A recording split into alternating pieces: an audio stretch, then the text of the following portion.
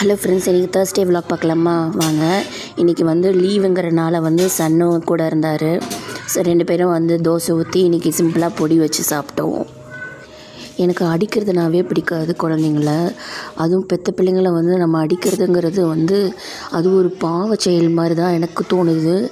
ஏன்னா குழந்தைங்கள படிக்க முடிக்கிறாங்க, சேட்டை பண்ணுறாங்க அப்படின்னு சொல்லி அடித்தாங்கன்னா அது என்னால் ஏற்றுக்கவே முடியாது. ஏன்னா குழந்தைங்கள நம்ம டார்ச்சர் பண்ணவே கூடாது. குழந்தைங்கள வளர்க்குறது, படிக்க வைக்கிறதெல்லாம் நம்ம கடமை தான். ஆனால் அதுக்காக பாசமாக பண்ணலாம், இல்லை மிரட்டி இது பண்ணலாம், கொஞ்சம் அதட்டி இது பண்ணலாம். அது தவிர அவங்கள அடிக்கிறதுல எனக்கு இதே கிடையாது. நான் சின்ன வயசில் அடி வாங்காத நாளே இல்லை. தினம் அடிக்கிறது, கோவப்படுத்துறது, அப்புறம் பயம்படுத்துறது. எனக்கு என்னமோ வீட்டுக்குள்ளே இருக்கிறப்போ ஏதோ ஒரு இதில் என்னமோ ஒரு இதுக்குள்ளே இருக்கிற மாதிரி, அடைச்சிருக்கிற மாதிரி இருக்கும்.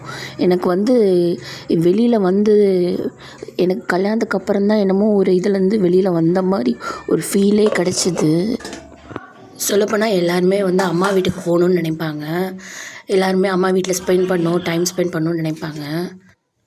ஆனால் எனக்கு பார்த்திங்கன்னா, நான் இங்கே தனியாக இருக்கோம், குவார்ட்டர்ஸில்.